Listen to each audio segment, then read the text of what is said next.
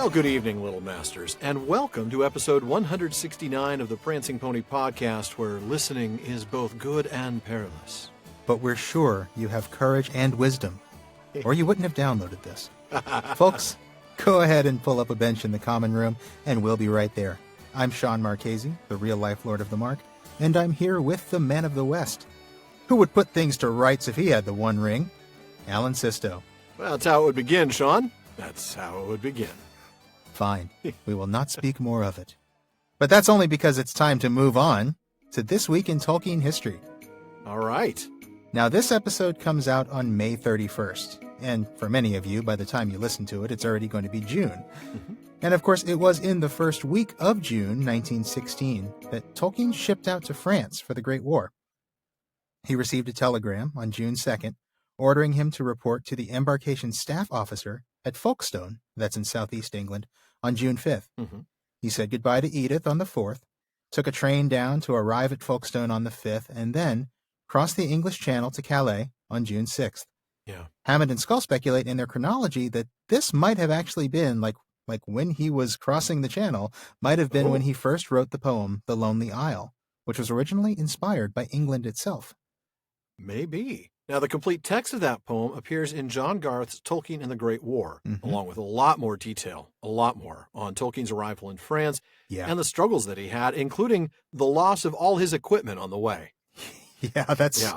Oops. Yeah, I mean, it's like a comedy of errors to read about it now, but I know it was a horrifying experience for Very a young stressful man for him, I'm sure. to arrive there and lose his whole kit that he had packed ahead of time. Right. I think on G.B. Smith's recommendations, right? Yeah. He is the one who told him how to put it all together. Yeah, bring all this stuff with you because you're going to need it, and he lost it all. Yeah. Oh. Well, I think we talked about all of this in a previous This Week in Tolkien History segment, so forgive us if we're repeating ourselves a little bit, but I wanted to bring it up again today because I think it's worth bringing up again with where we are in the story right now. You know, we all know how much the horrors of the Western Front affected Tolkien's writing. You know, we talk about things like the Dead Marshes and Mordor, talk about things like the Fall of Gondolin, especially the old Book of Lost Tales version. Yes, yeah. And things like that. But what's often forgotten is that a lot of other aspects of his experience in the Great War pop up in Tolkien's writing as well. And right now, I'm thinking of some of the people and the places that he would have experienced while he was over there. I'm thinking of this now because I recently saw the movie 1917. Have you seen that one yet, Alan? You know, it is at the very top of my list. Just haven't had a chance to watch it yet, Sean. Well, I totally understand. It's, I mean, there's a lot going on for all of us right now, but seriously, I do highly recommend it. Mm-hmm. So for starters, it's about two guys who go behind enemy lines to complete a mission that only they can do. Yeah, I see that. See, maybe a little bit of relevance to the Tolkien fan. I think so. Seriously, I think any Tolkien fan should see it if you want to see the Great War come to life. Yeah.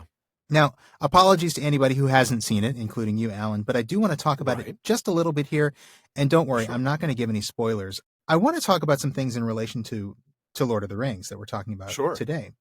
Well, yeah, because this is a Lord of the Rings podcast. Actually. It's not a 1917 podcast, I know. And as much as I would like to make it one, no, I don't think I would have nearly as much interesting stuff to say about that movie. And I mean, you'd be hosting it by yourself because I haven't seen it yet. Yeah. I know. That's problem number one. That's really a top issue right there. I guess here's what I want to say about 1917. So everybody, well, I shouldn't say everybody. I think a lot of people have heard that it's got great cinematography. It's got this great simulated one-shot effect. Mm-hmm. It's actually a really visionary story that I think people who appreciate medieval literature would appreciate just because it's got kind of that, almost that allegorical quality to it. Oh, okay. But for me, the greatest thing about it was the way it brought the people and places of World War I to life. And as I'm reading through Lord of the Rings now, I'm really thinking of a lot of this stuff. Do you know who the actor Andrew Scott is? Name sounds familiar. What other roles has he played? If you saw the BBC Sherlock, which is probably the thing that I think more of our listeners would have seen than anything else, he played Moriarty in that. Oh, okay. So I know who we're talking about. That. Yeah, so he was the nemesis in that when Cumberbatch played Sherlock and Ryan Freeman was Watson. Mm-hmm. Yeah. So he has a cameo role near the beginning of the movie. He plays this lieutenant in the trenches, and where this character is he's just assumed command of his company after their captain was killed. Okay. And it's a really memorable role because he's he's kind of funny. He's a bit sarcastic. He's really like pessimistic. He's kind of like the guy who's like, oh, we're all going to die, you know? Uh-huh. But he is, in his own way, he is trying to keep the people under his command together as best he can. And Right. while it's very funny and also kind of sad at the same time, it's a little bit of that grim Germanic humor that I always think of Tom Shippey talking to us about. Right. But as I'm reading Lord of the Rings and where we are right now, I'm thinking about how much Aragorn is in that position right now in the book. You know, he's just taken command of the Fellowship after Gandalf's death. And he's not feeling terribly hopeful about their prospects. You know, we see him as he comes to Cairn Amroth, and he's thinking about Arwen. He's wondering if he's ever going to see her again. He knows the stakes. And, yes, he does. And yet, despite that, he still tries to put on his bravest face and, you know, keep the Fellowship together. Yeah. And he tells Frodo, you know, this is the heart of Elvendom on Earth. And he's kind of reinvigorated by being here. And I'm thinking about Aragorn being that guy in the trenches, right?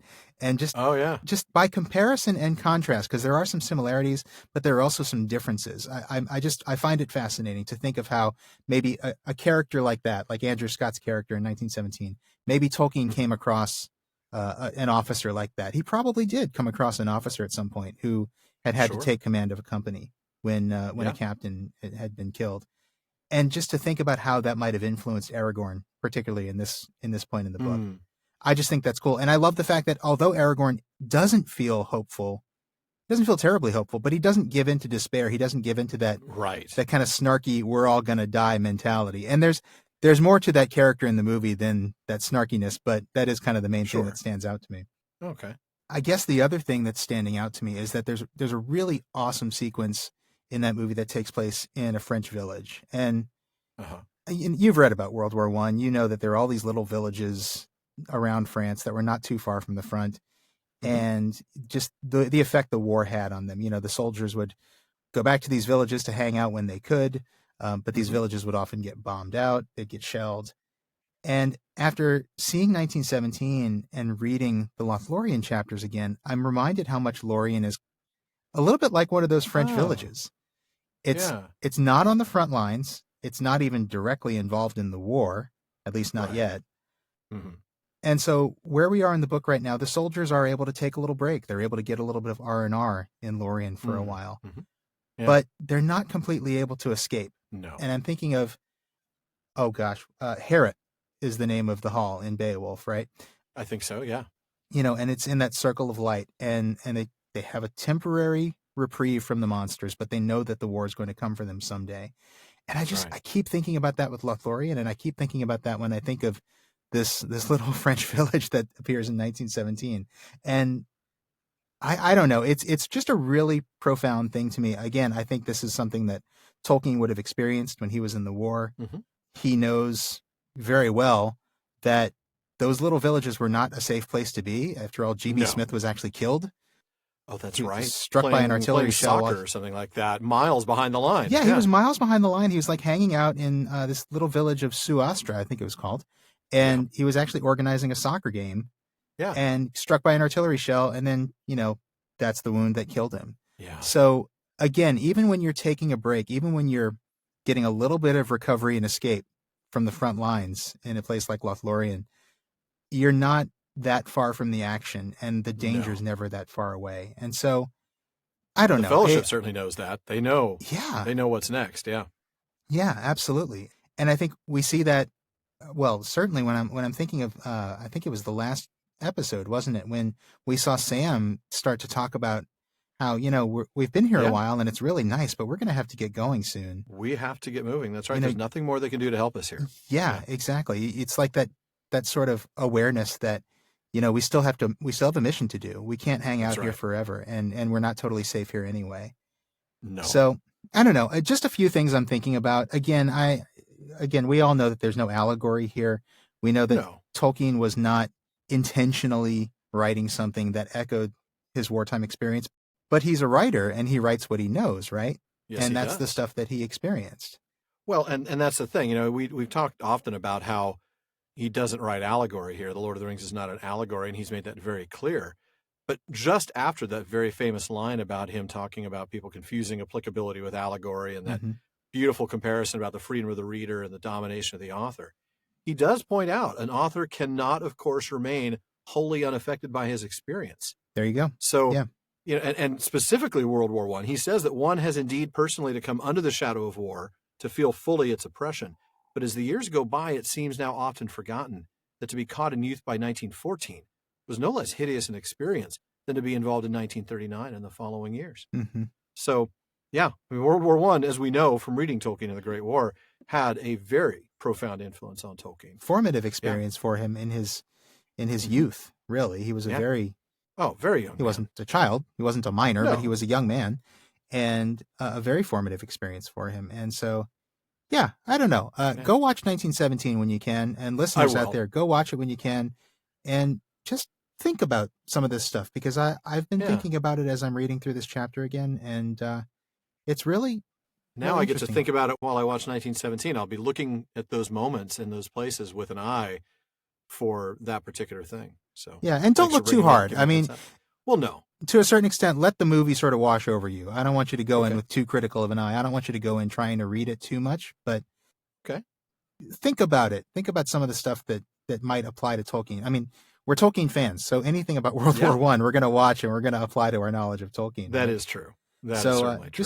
Just do that, and I don't know. I'd love to hear what you have to say about it, and folks out there listening, I'd love to hear what you guys. Well, maybe I'll get a chance to rent it this weekend. It's just one of those things. I'm trying to get caught up on work and trying to get ahead on other things, but hopefully soon. Cool. I'm looking forward to that movie myself. So yeah, I think you'll enjoy it. Yeah. And now let's get back to the book, because we love the books here at the Prancing Pony Podcast. We certainly do. You folks know we bring you other Tolkien stuff from time to time, but at heart, Alan and I are fans of Tolkien's books and books about Tolkien. That's our love. Indeed. And as you know, we read a lot of books in preparation for the show every week. Now, if you want to get your hands on a book that we've mentioned, you're going to want to check out the official library page of our website, theprancingponypodcast.com. Now, there we have links to every book we've mentioned on the show. And there's a lot of other stuff on our website, too. We've got some show notes up there, book links specific to each episode, outtakes, Prancing Pony ponderings, and some other cool little extras.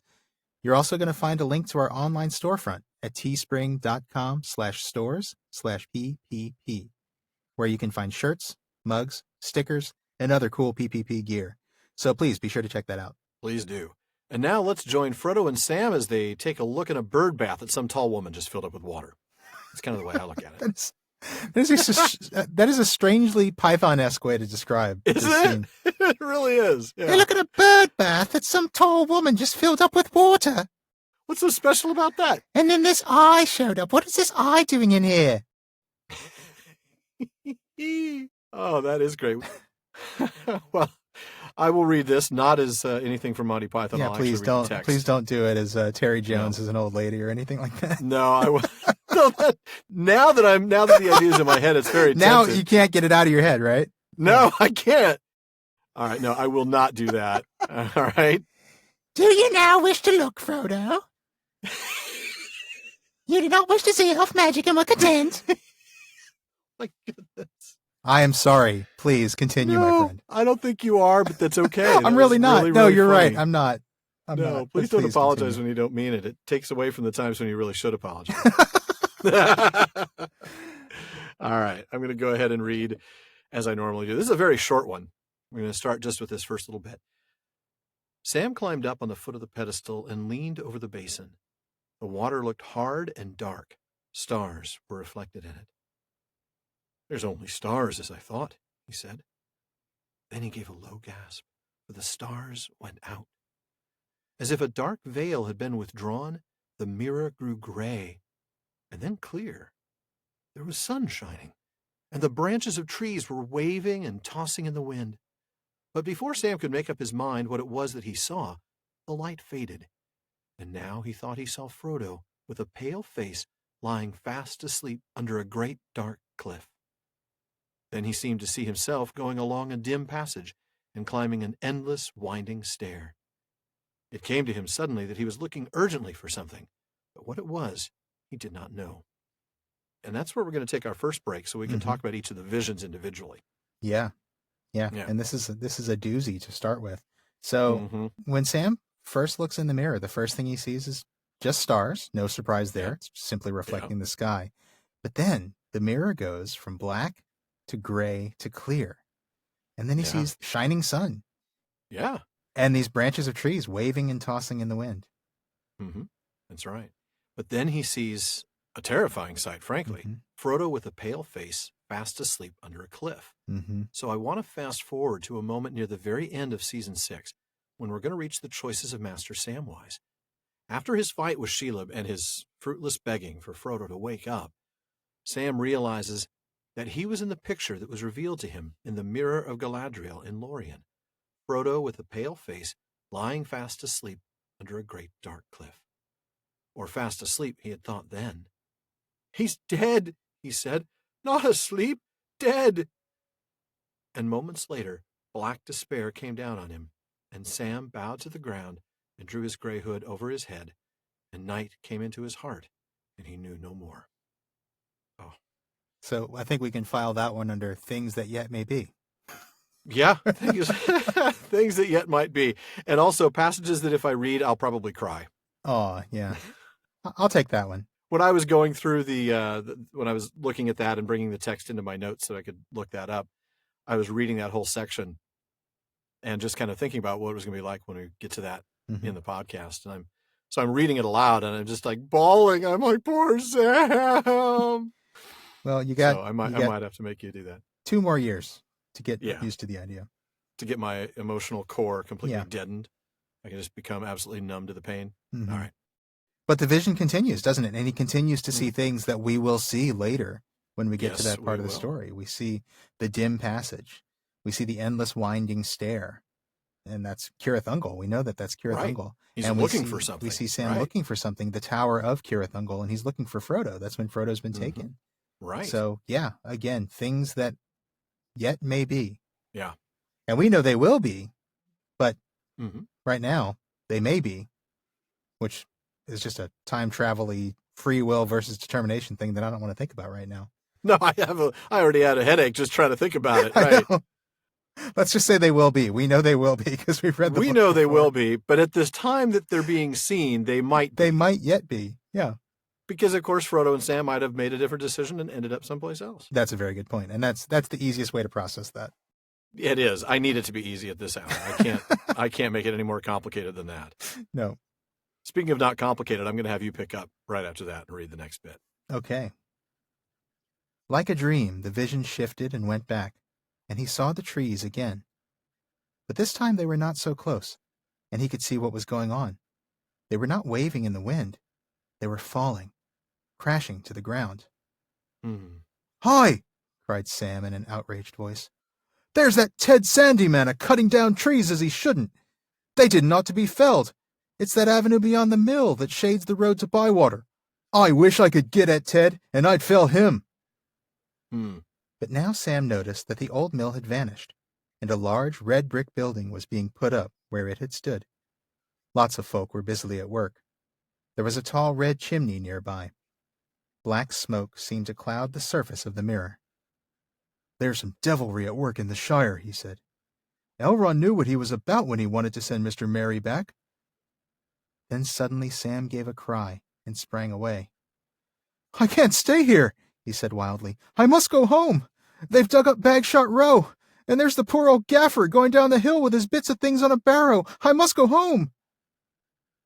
"You cannot go home alone," said the lady. "You did not wish to go home without your master before you looked in the mirror, and yet you knew that evil things might well be happening in the Shire.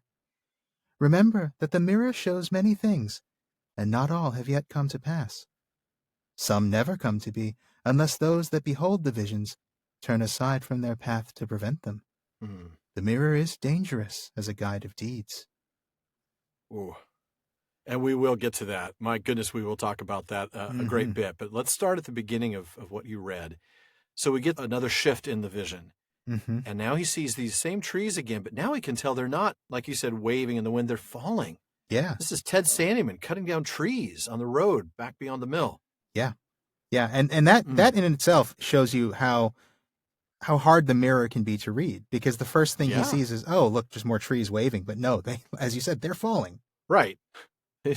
You're seeing a very context small... is everything. Exactly. You're too zoomed in. Exactly. Pull You're out to too the big zoomed view. in. You can't see all the context. The context becomes clear as he sort of gets his bearings. Can't see the forest for the trees, in this case, quite literally. Right. Well said. I like that. But then, as you said, there's he mentions the mill, and then we see that a brick building has actually replaced the old mill, and we see the chimney and the black smoke, and we know right away that this is not the Shire that Sam remembers. No, it's not. And we will talk more about this in a few years when we get to book 6. But I want to talk a little bit about the old mill in the Shire and Sarehole Mill. Oh, yeah. Now, not far from Gracewell Road in Sarehole, a few miles south of Birmingham, where Ronald and Hilary lived from 1896 to 1900. Now, that would make Tolkien between 4 and 8 years old. So I'm going to read a little bit from Hammond and Scholl's Reader's Guide. This is not the Reader's Companion. This is the 2-volume thing. 3-volume thing, actually, I should say now. Yeah, it's 3 volumes now. The current version. Yeah. And Hilary's recollection is that he and his brother would stare through the fence at the water wheel of the mill, turning in its dark cavern, or run round to the yard where the sacks were swung down onto a waiting cart. Sometimes they would venture through the gate and gaze into an open doorway, where they could see the great leather belts and pulleys and shafts and the men at work. And I have to say, if any Tolkien fan happens to go to Birmingham for any reason, do yourself a favor and actually go down to Sarehole Mill, because it's a museum now. You can actually go and visit the mill, and you can walk around through the mill. It's just a few minutes train ride from downtown Birmingham, where we were for Tolkien 2019. And I went there in August with a small group, and oh man, it's so cool. I mean, you can just walk through this place, and there's like the big wooden water wheel, and there's like all these little pulleys and things, and you can walk up and down these stairs, and you can it's just really cool. And I have to say, they've kind of leaned into the Tolkien thing a little bit, but not too much. Sure. They've got quite a few Tolkien related things up. They've got like a little scavenger hunt that kids can do that's Bilbo and Gollum related. But it's all really tastefully done, and it's such a cool place. And you walk around this place and you realize that you're in a place that Tolkien and his brother went when they were little kids. Wow. And that is it's just amazing. It's amazing. So folks, do that. It's up there with, going to Birmingham, going to Oxford. I'm sure. I haven't been to Oxford, but I'm sure it's up there. That's where I have the stories. Yeah, I didn't get to go to Sarehole Mill when we were in Birmingham. So yeah, so fun to go, and folks should definitely go check that out when you're in Birmingham. Yeah. And unlike Sam, Tolkien never had to see his childhood haunt torn down and replaced by a brick building, because the current mill that's there, and that was there in Tolkien's time, actually is a brick building. It actually has been a brick building since the 1760s, and it's been steam powered since the 1850s. So fortunately, Tolkien never had to have the experience that Sam just had looking in the mirror. But he did go back to Sarehole in 1933, when it was now part of the Birmingham suburb of Hall Green. And he wrote in his diary, quite sadly, about what it had become. He said, "I pass over the pangs to me of passing through Hall Green, become a huge, tram-ridden, meaningless suburb where I actually lost my way, and eventually down what is left of beloved lanes of childhood, and past the very gate of our cottage, now in the midst of a sea of new red brick. The old mill still stands, but the crossing beyond the now fenced-in pool, where the Bluebell Lane ran down into the mill lane, is now a dangerous crossing alive with motors and red lights. The White Ogre's, that's the miller, the White Ogre's house is become a petrol station." Wow. So even though he didn't see the mill torn down, you see Sam's vision in this description, don't you? The red brick and everything being everything being built up, the motors, the red lights, and we know how Tolkien felt about the infernal combustion engine. So this definitely was something that he had a shade of experience of what Sam is experiencing here. It feels a little bit like what Sam's talking about when he mentions that Bagshot Row's been dug up, his own father's been kicked out and homeless. So it's not a surprise here that Sam has this really urgent sense that he has to return home, and he has to do it now. Yeah, absolutely. And I wonder, obviously Sam is tempted to abandon the quest and go home. He's obviously feeling that. Yeah. Is that Galadriel's intention? Do you think she's trying to tempt him again? No, I think that test would have been done when she did that to everybody. This is You think? she can't control what the mirror has to show. I Well, that's a believe. good point. That's a good I mean, point. she did say something. How did she put it? Many things I can command the mirror to reveal, and to some I can show what they desire to see. But the mirror will also show things unbidden. Hmm. So the question is really, is this what Sam... Is this an unbidden thing? This is... I dare say that Sam probably wanted to see the Shire. You have to think that Sam wanted to see the Shire. Oh, that's where his heart is. Absolutely. Yeah. Of course he wants to see the Shire. Yeah, you have to think that that was Sam's desire. He wanted to see the Shire. And he managed to see... the vision he managed to see of the Shire being one that's in the future is a kind of a dangerous one for him, because he is tempted to go back home. I'm looking at her next phrase, the next paragraph, the last paragraph you read. Mm-hmm. It does make me think that she didn't have anything to do with this particular vision. She points out that, you didn't want to go home without Frodo before you looked in the mirror. Mm-hmm. And remember, the mirror shows many things and not all have yet come to pass. So she kind of talks him out of it. She kind of helps him. She does. She kinda helps I don't him think she get was tempting him. I think it was the mirror showing what the mirror shows, the mirror being the mirror. And Sam obviously tempted to go, but then she points out that thing we've talked about before from Coker about the Oedipian paradox, right? Mm-hmm. Yeah. That unless those that behold the visions turn aside from their path to prevent them. Right. And I know we'll get to that, but I'm already diving into that. So I think that's why this wasn't a temptation from Galadriel. It was the mirror itself. But that's why she points out that the mirror shouldn't be used to determine actions. Yeah. Well, and I think that it's fine that you went to the Coker thing about the Oedipian paradox, because that's where we are now. I mean, her response is, look, this may not have happened yet. It may not happen even if you leave. But then remember, if you leave, that might be the thing that causes it. That's right. So it is. And she ends with that great phrase, the mirror is dangerous as a guide of deeds. That's great. What is its purpose then? Because we all have to do stuff. And seeing things that aren't going to help us decide what to do is kind of pointless. Well, that's not helpful at all. I know, exactly. Why did you bring us here? It makes me think of the chompers from Galaxy Quest. Like, who put these on the ship? What are these doing? Why are these here? on the ship? These serve no purpose. That's such a great scene. Oh, man, I love that. But I don't know. I mean, it's much like Galadriel herself. I don't know that I have an answer to the question of what is the mirror's purpose. No, but I can't help but think about how much it parallels Galadriel herself, because she says that she doesn't counsel. She just knows what was and is, and in part also what shall be. And that's exactly what the mirror shows. She's an elf, so she's not going to counsel. I mean, the Counselors Union 713 has no elves in its membership. No elves, yeah. No elves allowed. They don't allow elves into no the elves union. Can, it's no a elves closed want shop, to join. so Right, exactly.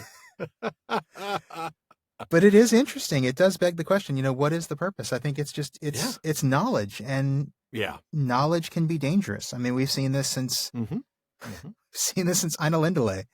Knowledge can be dangerous. You're not kidding. And I think one of the Noldor, Galadriel, who followed Feanor into exile, maybe didn't follow, maybe decided to go on her own into exile. Went at the same time, in the same general direction, one way or the other. Yes. Right. But totally not co-signing his rebellion, apparently. Right, exactly. Not at all. Not in the least. No hair for you, man. Right.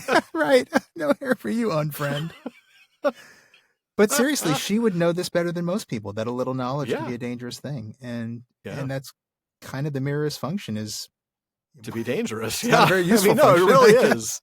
It is. I mean, it does mirror, if I can use the word, her own role. Yes, it as does. A provider of knowledge, but not a counselor. But not of counsel. Or guidance. Yeah. Right. Yeah. Exactly. Oh. And maybe that's okay. Dangerous. Maybe that is its function, is just to inform, and people have their own free will to decide what they're going to do with that knowledge. And sometimes it's better to act without knowing, especially when the things you might know may not be, and you can't tell the difference between what is and what may be. Yeah. Yeah. I don't know. It is interesting, though, because you say that sometimes it's better not to know, but then sometimes it is better to know and to have to make your own decision with that knowledge, because that forces you to, it kind of forces you to take accountability for the situation. It forces you to acknowledge your own free will. And Sam's actively making a decision to move forward now, even though he has seen this. And that certainly makes his commitment to the cause all the greater. Absolutely. And if he can make that decision now when he sees what could happen to the Shire if he doesn't go back, Oh. if he can make that decision now, then he could make that decision to stay by Frodo's side at any point. You're right. And I just realized this is almost the next step for Sam. Remember, we talked recently about an Sort of early his growing up, his maturing. Yeah. Right, his maturing. But I'm thinking of the moment when he said goodbye to, well, not when he said goodbye to Bill, but when he chose Frodo over Bill at the gates of Moria, when he had to make the conscious decision.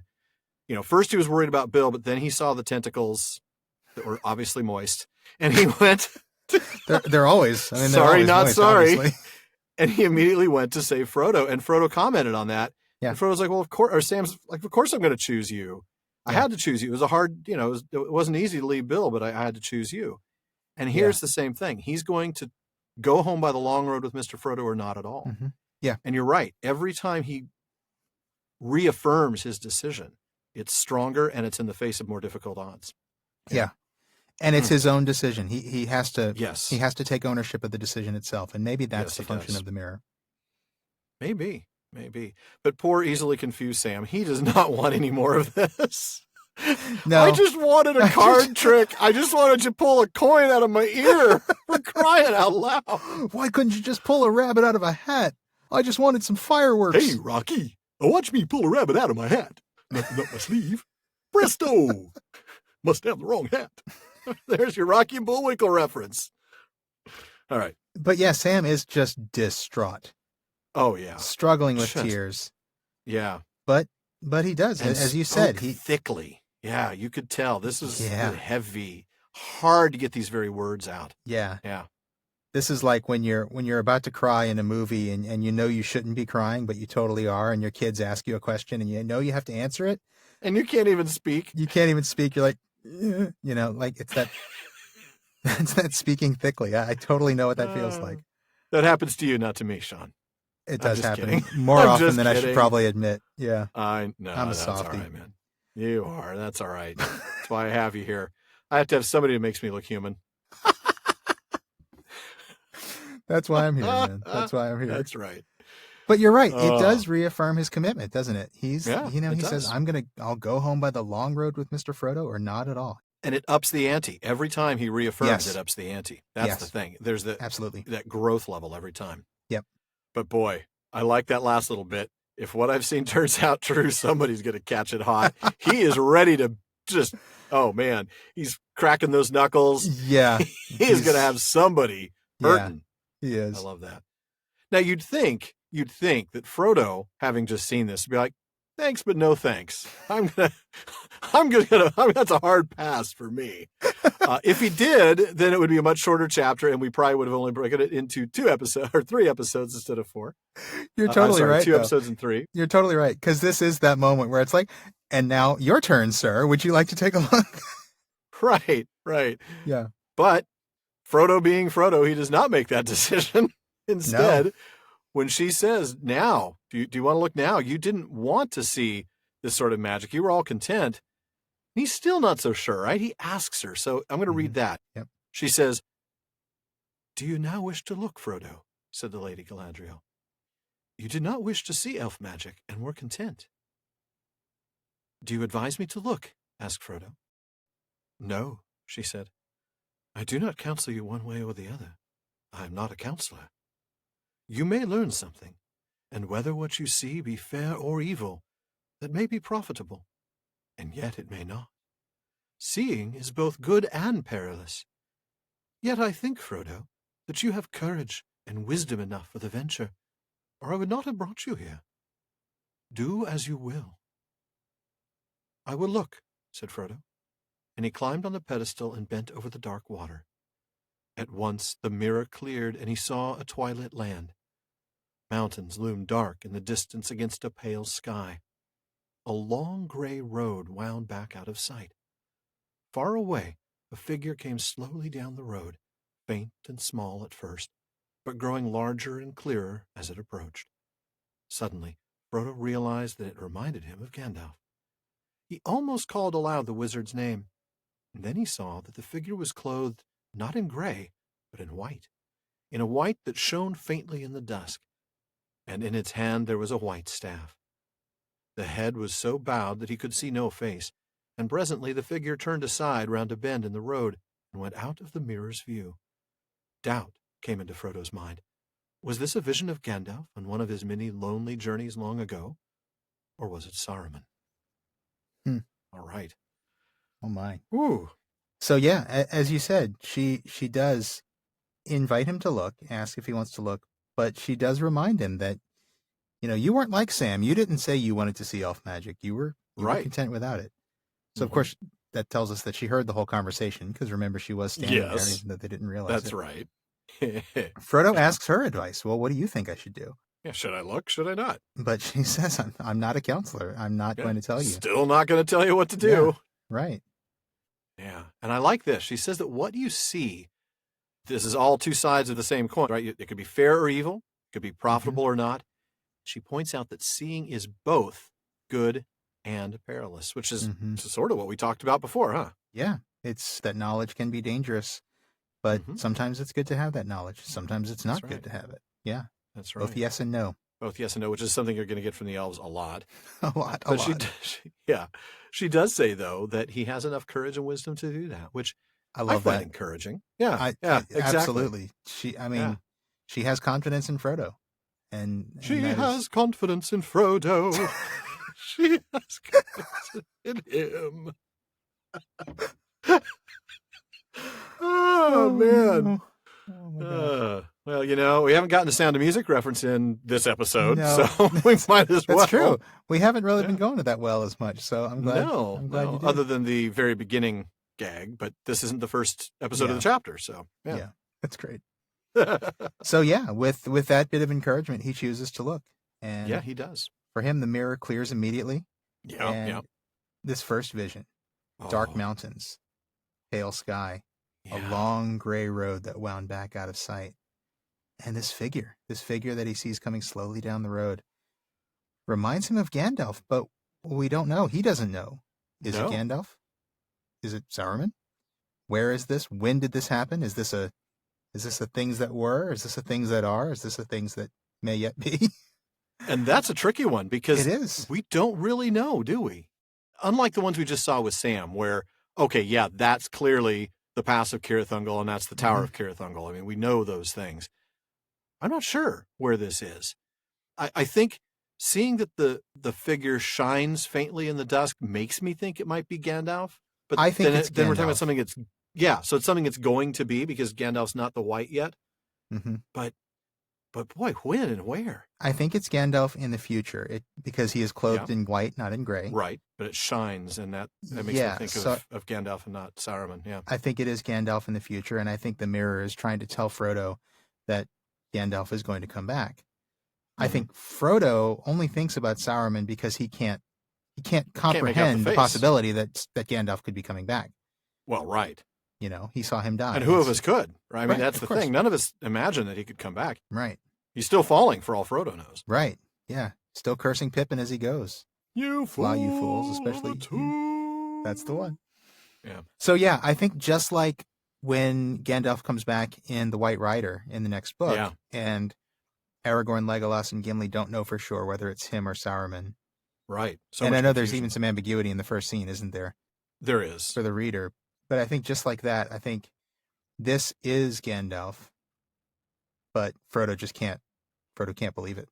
Can't wrap his head around that possibility. Why would he? I mean, there's no reason to believe that Gandalf would be coming back. So, and that's why Frodo thinks, maybe it is Gandalf, but if that's the case, it's Gandalf on one of his many lonely journeys long ago. He's not imagining that this is something that could be in the future, like you said.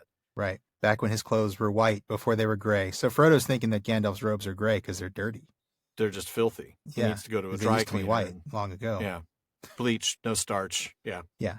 And then he gets this second vision that's super short, and it's Bilbo, right? It's Bilbo in his room. There's papers, and there's rain on the windows, but that vision doesn't last. Right. And that's where I'm going to have you pick up. Then there was a pause, and after it, many swift scenes followed that Frodo in some way knew to be parts of a great history in which he had become involved. The mist cleared, and he saw a sight which he had never seen before, but knew at once. The sea. Darkness fell. The sea rose and raged in a great storm. Then he saw, against the sun, sinking blood-red into a rack of clouds, the black outline of a tall ship with torn sails riding up out of the west. Then a wide river flowing through a populous city. Then a white fortress with 7 towers. And then again a ship with black sails.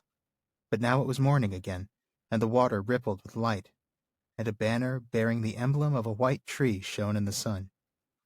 A smoke as of fire and battle arose, and again the sun went down in a burning red that faded into a gray mist.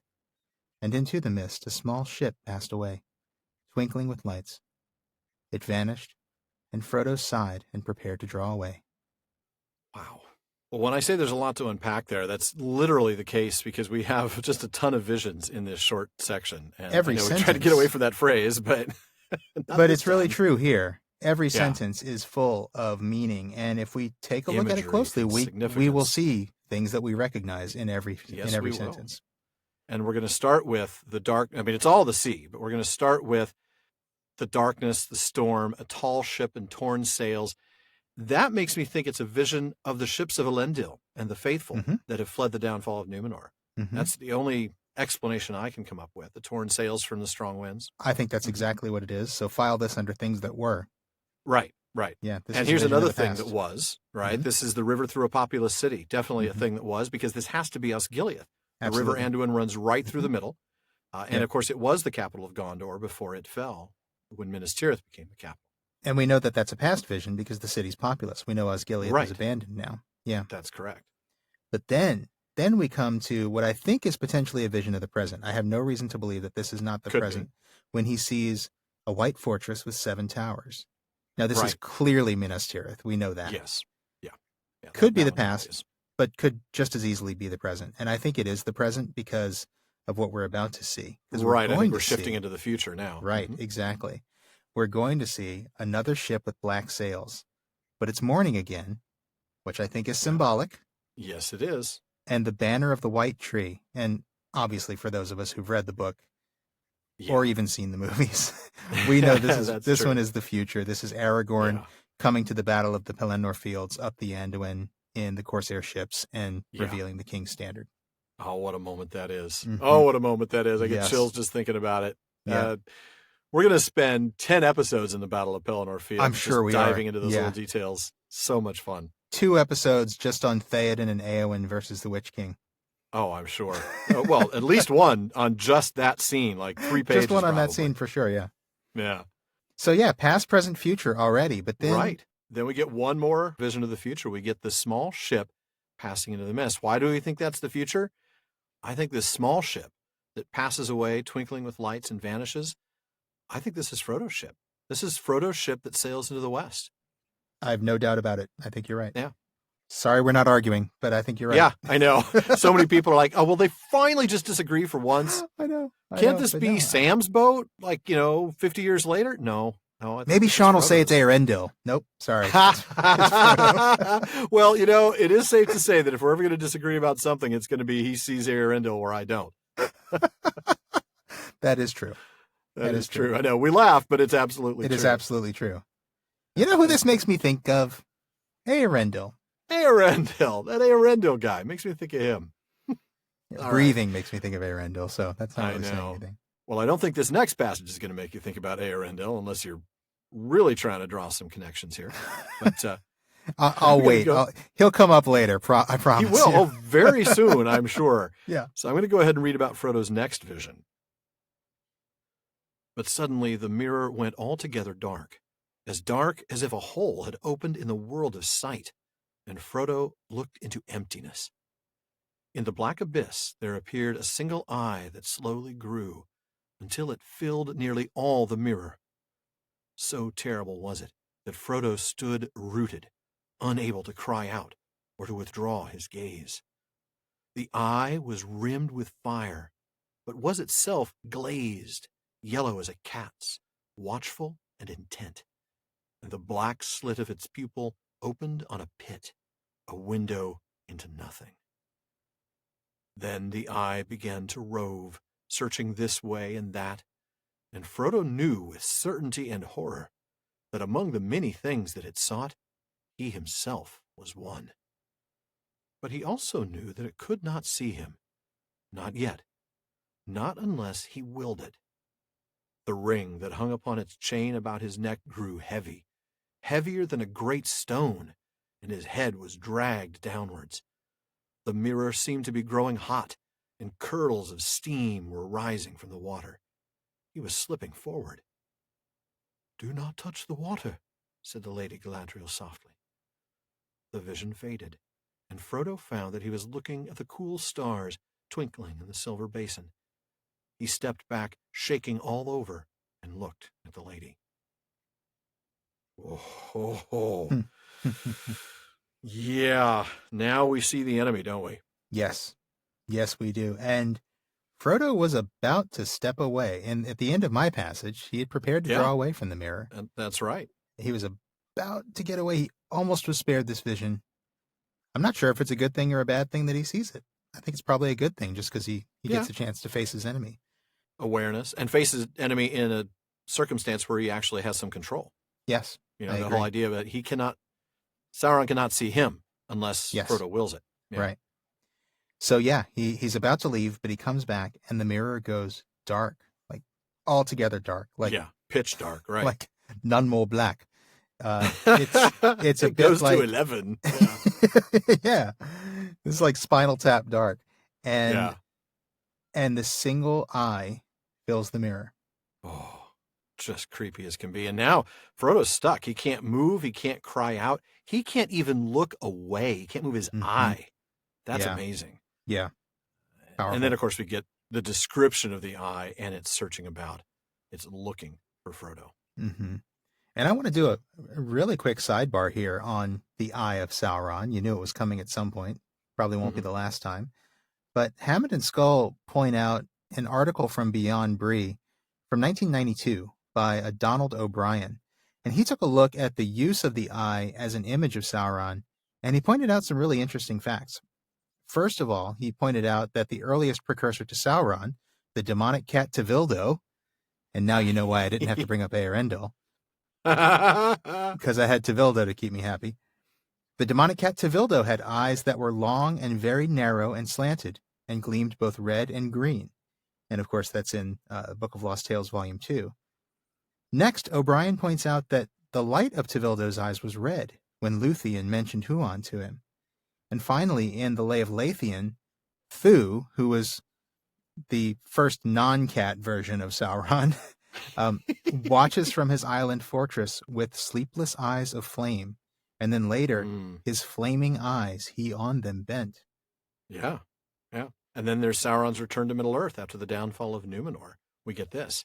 He dwelt there dark and silent until he wrought himself a new guise, an image of malice and hatred made visible, and the eye of Sauron the Terrible few could endure. Mm-hmm. Yeah. And I think someday when we get more into the eye of Sauron, maybe we'll spend a little bit more time sidebarring on sort of the significance of an eye as the most prominent I'm thinking symbol. when we get to Amon Hen, yeah, will probably be the best moment for that, maybe. That's a good idea. All right. Well, for now, the ring grows heavy and it pulls Frodo downward towards the water. Yeah. And then Galadriel reminds him, "Don't touch it. Do not touch the water." Don't. And she says, and then the softly. vision fades. That's the thing. You wonder, maybe she was hoping, I'm saying it softly. And maybe if I say it softly enough, the mirror, the vision won't fade. But it fades the minute she speaks. Yeah. One has to wonder, she led with "don't touch the water," and she ends with "don't touch the water." What would have happened if he had? I mean, I know it's pure speculation, but what happens if he touches the water? I wonder if maybe just the physical contact with the water somehow draws you into the vision. Not like in a... Not like he would disappear from I the garden, don't mean in a literal way, but I think it might actually... I don't know. That's a very good question. I'm not sure I have an answer. I don't know. What would cause... I have to feel like it draws you in some way, maybe in a way that maybe your mind just can't handle, or maybe that would enable Sauron to detect him. Oh, that could be. That could be for sure, yeah. I don't know. And we know that he can't pierce Lorien because of the ring. Right. But you wonder if Frodo touches the water while bearing the ring, even on his person, Maybe he can feel it. Yeah. Maybe. Yeah. I don't know. I don't know. It's interesting. I've thought of that because, she tells Sam that too, so it may not have anything to do with the ring, but what would be the result if somebody touches the water in the mirror of Galadriel? I don't know. That's a very good question. All speculation. But before we get to Galadriel being tempted, which we're going to get to shortly, we want to tempt you about a product that we introduced you to a couple of weeks back, Mythology Candles. Yes, we do. Folks, last month my wife came across their website and she told me about them. She just knew that our audience was going to love these candles. Yeah. So we reached out, and here they are. Mythology Candles are all about creating a truly immersive experience through fantasy-inspired candles. Yeah. I mean, maybe you're doing some dungeon crawling with friends, or you're reading a Tolkien book, maybe just listening to some relaxing music. Frankly, that's a perfect time for Mythology Candles to transport you to another realm. They're handcrafted using luxurious and eco-friendly coconut wax and crackling wooden wicks. And they have unique custom fragrances like Bearded Tree, The Ranger, or Breeze Spice Market. I like Bearded Tree. Yeah. Pretty clear we share a common inspiration, isn't it? I'd say. In fact, if you look at their website, you might spot a familiar set of paperback books in the background of the pictures of the candles on their website. They're actually the same Mariner Press or Mariner whatever it is edition that we use. That's right, they are. So, yeah, good stuff. That's right, they are. So please go check out mythologycandles.com. That's MYTHOLOGIE candles.com. And be sure to use the code Prancing Pony when you check out. You'll get a free 2-ounce candle with any purchase. Now that's mythologycandles.com. That's mythology with an I and an E instead of the Y. And use the promo code Prancing Pony for a free candle. But now, let's get back to Galadriel's mirror. I think we should. But Sean, let me go ahead and have you pick up right where I left off. Okay. I know what it was that you last saw, she said. For that is also in my mind. Do not be afraid. But do not think that only by singing amid the trees, nor even by the slender arrows of elven bows, is this land of Lothlorien maintained and defended against its enemy. I say to you, Frodo, that even as I speak to you, I perceive the Dark Lord and know his mind, or all of his mind that concerns the elves. And he gropes ever to see me and my thought, but still the door is closed. She lifted up her white arms and spread out her hands towards the east in a gesture of rejection and denial. Eärendil, the evening star, most beloved of the elves, shone clear above. So bright was it that the figure of the elven lady cast a dim shadow on the ground. Its rays glanced upon a ring about her finger. It glittered like polished gold overlaid with silver light, and a white stone in it twinkled as if the even star had come down to rest upon her hand. Frodo gazed at the ring with awe, for suddenly it seemed to him that he understood. That is his aha moment, isn't it? Yes, quite. Yeah. So we get, first off, Galadriel's awareness of Frodo's vision. Mm-hmm. I think we saw the same thing with, well, we didn't have to see the same thing when it came to Sam's vision because he spelled out exactly what he was seeing. But here, we now know that she sees what Frodo saw because it's something that she sees as well. Yeah. Yeah. And then we get that lovely line that it's a reminder that a physical defense, city deep in the forest, bows, even slender bows. Well, she says slender arrows, but I say arrows slender of bows. Yeah. Yeah. That's not all. That's not the only defense. And singing amid the trees, too. So, yeah. Apparently we owe an apology to the Tra-la-la-lally elves. That was a defense.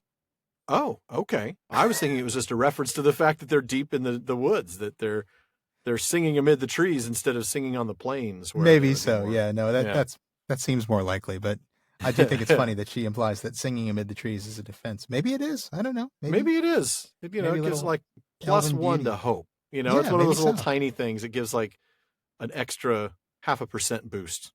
Maybe so. I don't know. It's the ever so slight buff. Yeah. It's just, a group buff. The tiniest little buff. But we see that she perceives Sauron in his mind, at least to the extent that it involves the elves. Yeah, but he cannot perceive hers. That's right. That is so important. And this reminds me of Osanwe Kenta a little bit. Oh. Because, there's that stuff in that essay about how the stronger will can dig around in somebody's mind. And I don't know. I don't even know that you really even have to have read Osanwe Kenta to recognize that what she's just disclosed here implies that she is actually stronger than Sauron. at least here.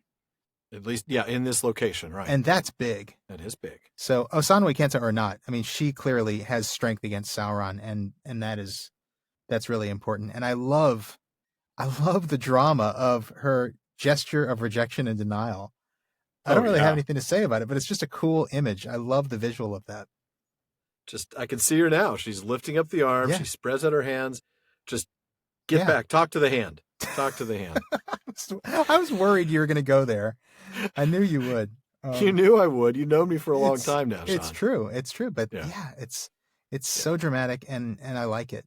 I do too. But then, speaking of things I like. Yeah, I knew this was coming. So Eärendil's mentioned, so I got to say something about this. Why is Eärendil mentioned right now? Well, I think that it's because, remember, Eärendil is the Star of Hope. Remember Gil Estel. That's right. And I think he's brought up here because this is their hope. Their hope is that there are people like Galadriel on their side who know Sauron's mind better than he knows the minds of the free people. Mm-hmm. Remember, that's their hope in this quest, period, is that Sauron can't possibly know what they're going to do. Sauron would never think about what they're going to do. Mm-hmm. I love this. I like the fact that Eärendil is brought up here because it does remind us of that hope that the free peoples of Middle-earth have against Sauron. And it's so bright that it casts a shadow. Yeah. That's pretty bright. Pretty bright for a star. Or a planet, indeed. Technically. But yeah. Well, yeah. I mean, it's Venus, but yeah. Yeah. But then we get the description of the ring itself. Gold, overlaid with silver light. And there's that theme that we've talked about ever since we've gotten into Lothlorien, this gold and silver theme. And here they're united. Boy, that's a good catch. Yeah, you're right. Well, every once in a while I try to find something. That's a good one. Yeah. And on it is this white stone, like the even star it's described, as having come down and rested upon her hand. So, great source of light, too. And that's another reminder of that hope. Yes, it is. Because, again, it's another comparison to the Star of Hope in the sky, the evening star. Yes, it is. And that's one of the other hopes that they have is the power of the elven rings. Mm-hmm. So this is a big moment. And Frodo has this sudden understanding of Galadriel's power. And she confirms it. Mm-hmm. She says, this is actually after the passage that I read, but she says, we can't speak of it. And Elrond can't speak of it. She says Elrond could not speak of it, hinting that, Elrond had one too. She doesn't come right out and say it. She does hint it. It is interesting that she mentions the other ring bearer without exactly saying that, huh? Mm-hmm. Yeah. I think so. So she explains that this is Nenya, the ring of adamant. Frodo, Nenya. Nenya, Frodo. Nice to meet you, Nenya. Not Nunya. Not Nunya. Nunya. What's Nunya? Nunya business. Nunya business. Oh, man, that's terrible. Though, really, all the rings are Nunya, aren't they? They really are. That's true. Yeah. But it's interesting that she says that she is Nenya's keeper, not its bearer. Yeah, what do you make of that? Do you think there's anything in that? I don't know. I like it. I like the phrasing. It might just be a more poetic way of saying this, really. Could be. I don't know. She sees it maybe as something that is a privilege, right? I get to keep this thing as opposed to a burden that she has to bear, maybe. Oh, that's an interesting take. I like that take. Yeah. That she keeps it. It's something that she has, the right to, as opposed to a burden to be borne. I kind of like that. I was actually thinking something a little different. I wonder if keeper implies more secrecy than bearer. Ooh. If you're bearing something, you're carrying it. And maybe that means it's more apparent. Out in the open. Out in the open? Yeah. Then everybody knows in the company that Frodo is bearing the one ring. Mm-hmm. Yeah. But here, I don't know. I like that too. It's an interesting thing, and I don't know that there's a specific answer to that. But probably not a whole lot there, but it's interesting, and it's interesting to speculate about.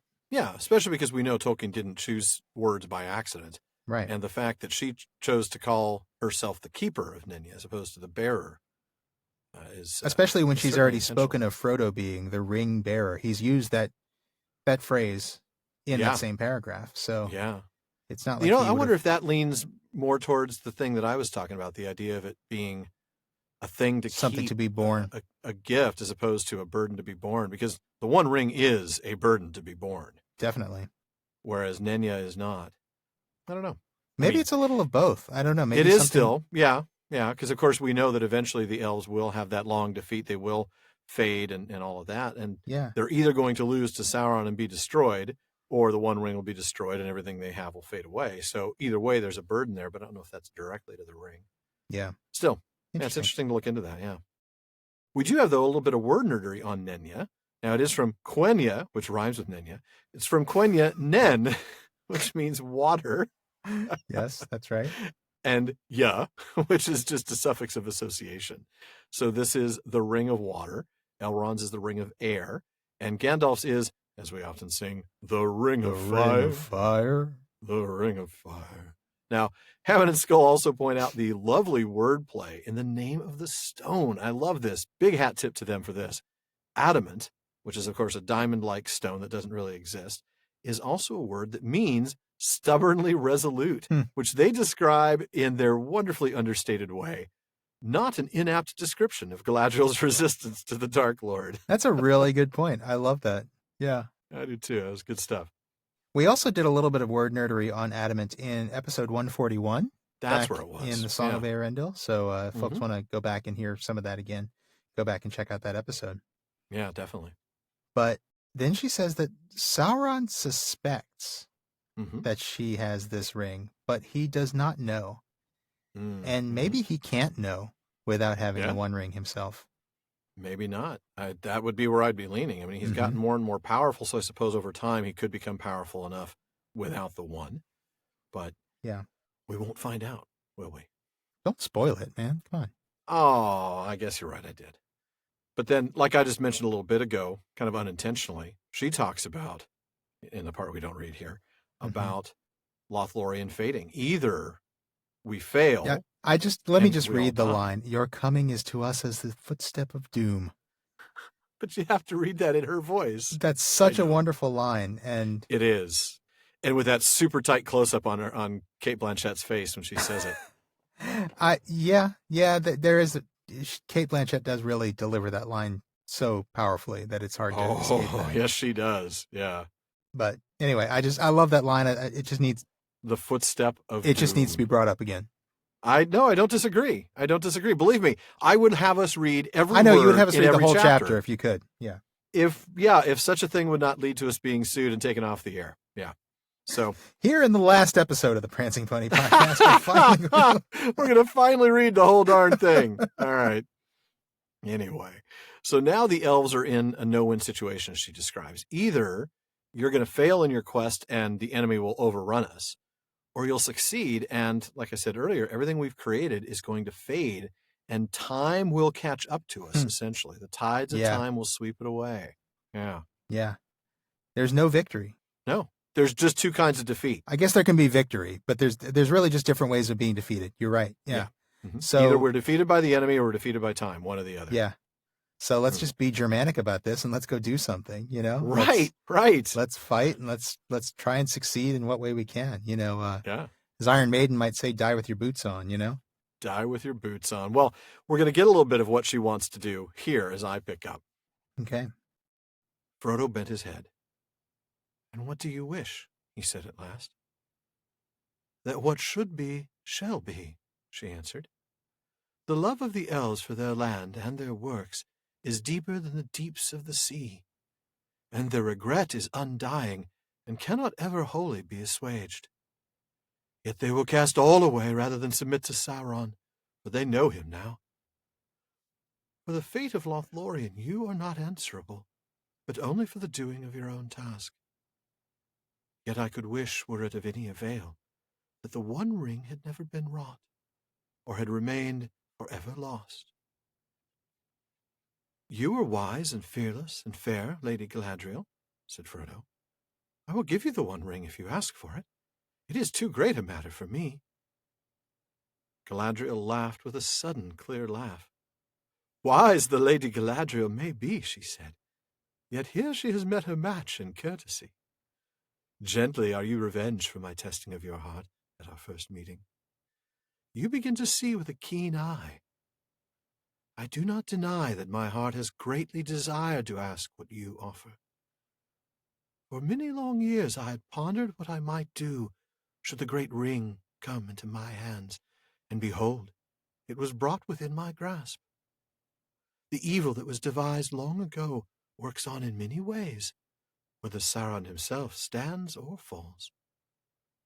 Would not that have been a noble deed to set to the credit of his ring, if I had taken it by force or fear from my guest? And now at last it comes. You will give me the ring freely. In place of the Dark Lord, you will set up a queen.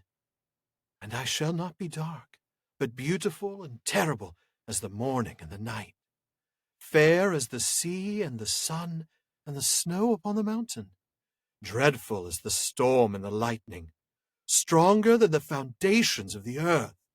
All shall love me and despair.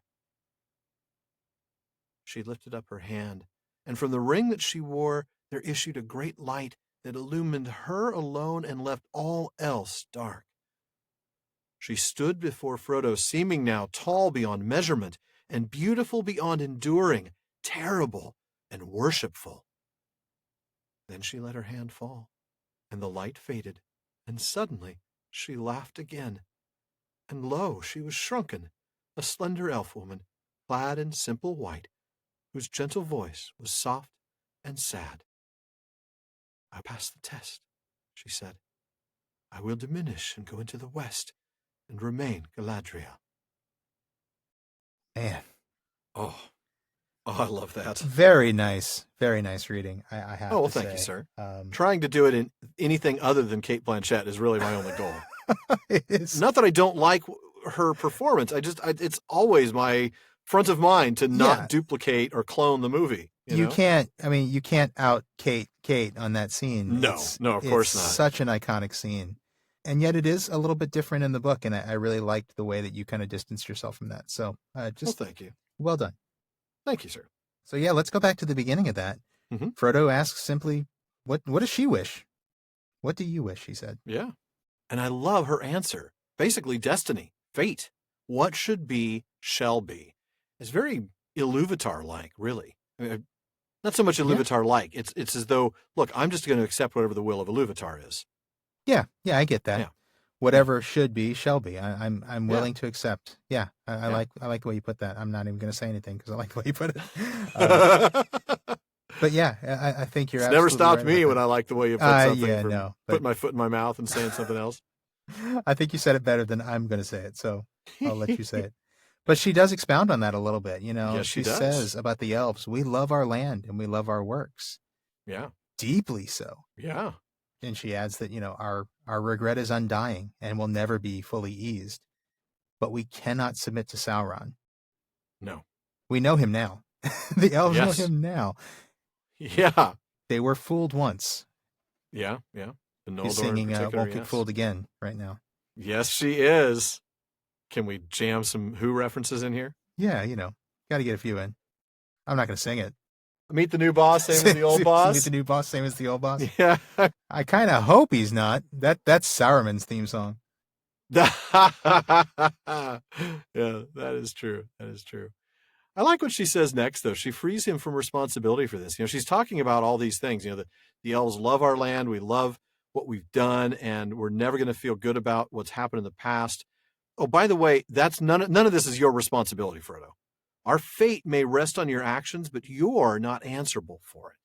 That's an interesting point. Yeah. Yeah. Our fate will be determined by your success or failure, which is what we talked about a minute ago. But you're not answerable for our fate. You're just responsible for completing your quest. Mm-hmm. But then she gets to her real wish, which of course is something that this isn't something I wish happens now. This is something I wish had happened before, that it never had been made, that the one just didn't exist, or that maybe it had been truly, truly lost. Mm-hmm. And I think we've talked about that a little bit before, what exactly that means when she says she wishes it had never been made. And I think it's kind of a Pandora's box situation. I think what she's saying is, this is, now that this thing is out here, we can't, now that it's here, we're subject to it. And now we are bound up with its fate. And that's why we're in this catch-22 that we're in that you talked about a moment ago. Mm-hmm. And I think that's what she means when she says, I wish that it had never been made. Yeah, because then this could continue. It would continue. Right. Yeah. But then we get that moment we've all waited for, right? The moment we've Talk all about it. been waiting for. We've seen temptation by some of the other great characters in the book so far. And here's the temptation of Galadriel. Frodo offers her the ring freely.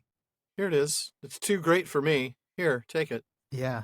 How many times has he done this now? Yeah. Her laugh here is telling. She's actually amused by Frodo's offer, not in the way Tom Bombadil was. No, not at all. It's not like that flippant, dismissive way. No. I just think she's just kind of impressed by, as she says, I've met my match in courtesy. I think she's just impressed by his character. I mean, do you think that's what it is? Thinking. I think so, yeah. There's some great character here. She makes this little comment about you've been revenged. Basically, you're testing me now just as I tested you. Yes. That's super cool. Yeah, you got the last word, Frodo. I mean... Oh, that's what that feels like. Yeah. Oh, goodness. Yep. So, and that drives her, of course, to the admission that she has desired this exact thing. Mm-hmm. And she talks about how for years she's pondered what she would do. Now, I got to tell you, Tolkien writes pondering here, but I can't help thinking this is more like fantasizing. This is like one of us pondering what we do if we won $500 million in the lottery. Right? I'm not pondering. That's fantasizing. Yeah. No, that's a good point. Yeah. Yeah. That doesn't really require I do a lot this and I do that, and first I do that. Yeah. That's exactly what she's doing. What would I do if the ring came? Well, I would use it for good, and I would reorder things, and I would make my land last forever. And I'd buy a summer house with a shrubbery. Right, with a shrubbery with a nice little path in the middle. That's really funny. I never really stopped to think about that, but you're absolutely right. That's what that means. Pondering. Yeah. She has spent time fantasizing about what she would do, and I mean, maybe who among us hasn't done that in some way? Well, at not some about point, a one ring, probably, but you're probably right. At some point in the last almost 30 years since I first read this book, I probably have thought at least once, what would I do if I had the one ring? Yeah, probably. Oh goodness! And I think that might be because she's wise enough to make sense of all her pondering, that she understands what it would mean. She realizes that for her to take the ring, it wouldn't be a victory for her. It would be a victory for Sauron. Right. And we'll talk about that again when we get to the end of the chapter, because she really spells that out. Yeah, she would. She does. But for now, she just describes what she would become. She'd be this beautiful but terrible queen. Yeah. And this string of adjectives it's the contrast, the back and forth, the balance, these things that are almost opposites of each other. Yes, exactly. There's all these incredibly positive adjectives, you think, and then these very beautiful, terrifying adjectives. Fair, strong, dreadful, strong. But then, all will love me and despair. Right. You just take the first half of all these: beautiful, fair, strong, loved. And love. But no, we also have terrible and dreadful and despair. Oh, this is different. It would be, and you realize that it would be the kind of love that people despair of. It would not be like the uplifting love that Gimli feels for her. It would be a desperate, maybe an obsessive love. Maybe it would be a torment for people to see. That's what I'm thinking. How beautiful and powerful she is. Which makes me think of. Can you do you know where I'm going with that? Oh, yes, you're thinking of Haggard, right? Asha. Yeah, that's exactly Asha. That's right. She who must be obeyed. We learned, from the book She. That's right. Men immediately fell in love with her, but none of them could have her. That's right. This terrible, just all-consuming sort of thing. Yeah. That's absolutely right. That's a good catch. Yeah. Yeah. But now the ring emits this powerful light. So she grows, at least to Frodo's vision. Whether she actually grows or not is probably not, is what we're thinking, right? Probably not. I think it's just more a sense of presence. Yeah. Right. She grows tall and beautiful, terrible and worshipful. This is terrifying, really. Mm-hmm. This is the moment. Is she going to finally say, yes, I'll take that? Yeah. This is that moment. And then she returns. She passes the test. And then she returns to, well, I was going to say she's short. She's shrunken, but she's still like 6'6" or something like that. Yeah, she's So not she short compared returns to to her us for normal sure. self. Yeah. Yeah. Yeah. And it's a really wonderful description of her as a slender elf woman clad in simple white. Simple white. It's really contrasting that fearsome greatness, that power that she shows at the moment of temptation, and really has shown throughout this chapter as we've seen her. She has been it's all a very kind of hidden powerful, underneath, imposing. but that's right. She is. She's very imposing. She's very imposing, but now we see her as a slender elf woman, and I can't help but think. I did a quick word search. I can't say I've done a complete word search through like all the books, but to describe somebody as an elf woman or elf man, this is not a common phrase for Tolkien. No, it isn't. You're right. And I think the fact that he's referring to her as, a slender elf woman, and specifically using that word elf woman, I think he's trying to emphasize her normalcy. Right. I think he's really just trying to show like she's just this lady, And I think you're right. Yeah. Yeah, and so it is the exact opposite reference, but yes. Yeah.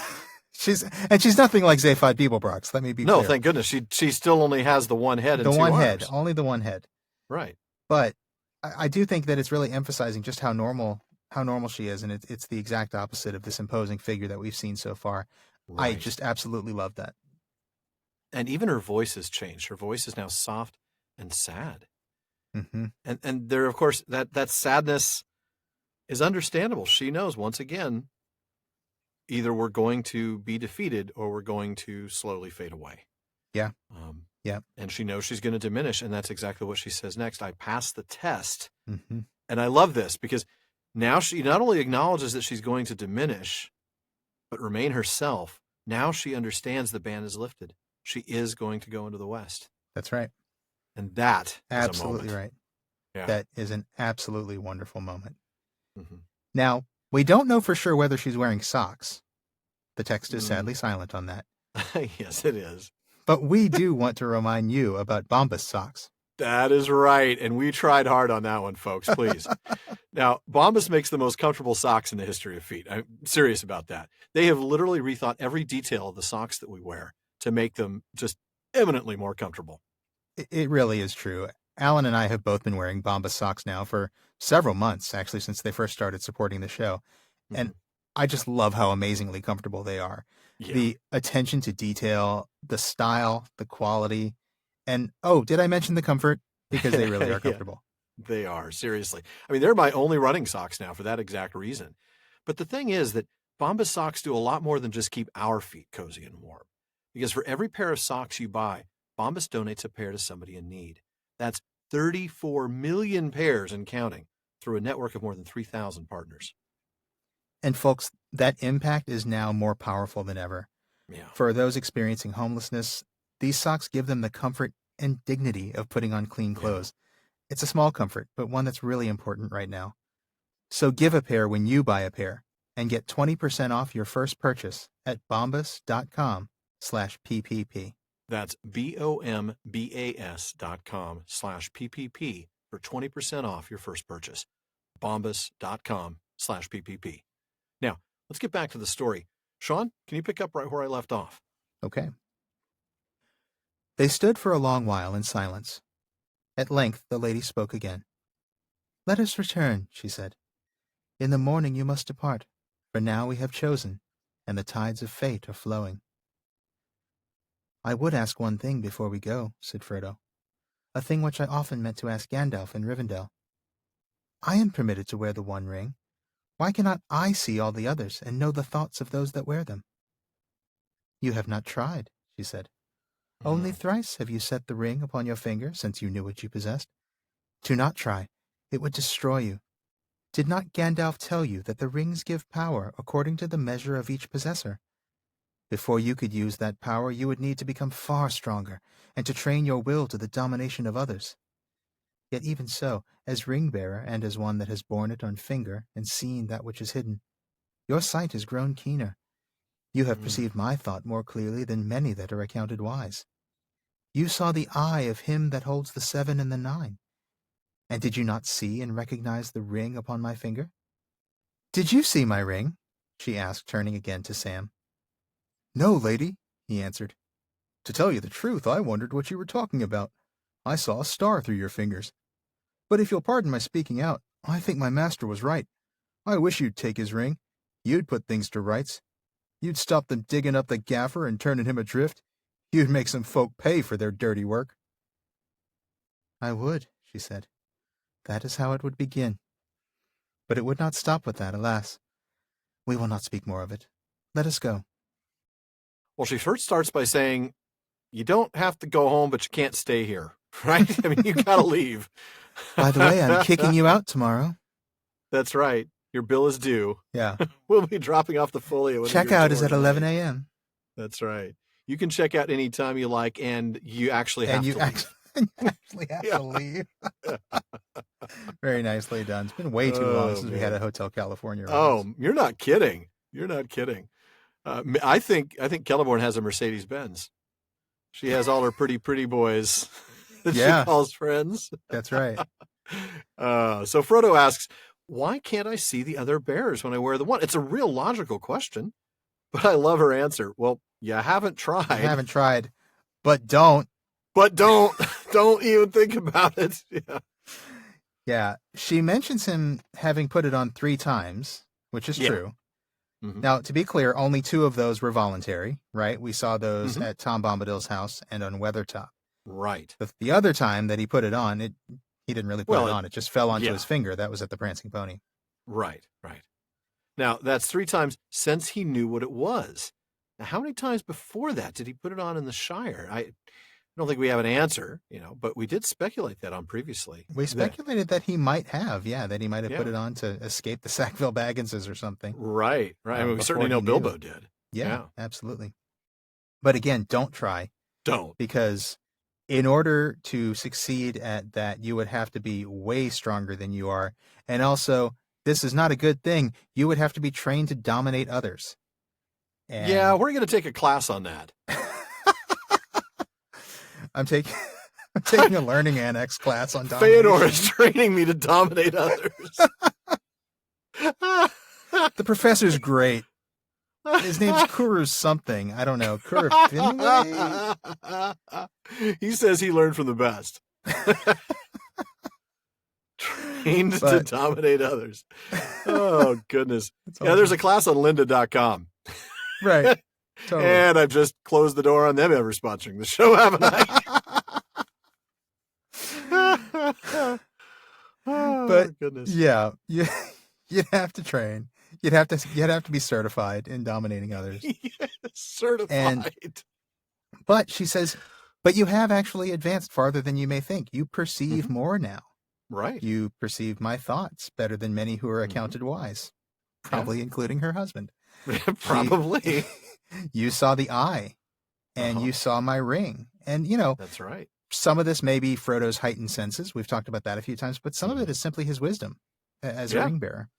That's right. Well, and the heightened senses from the ring. So so it's all two of them work in concert, the ring, isn't it? Yeah. Right. Absolutely.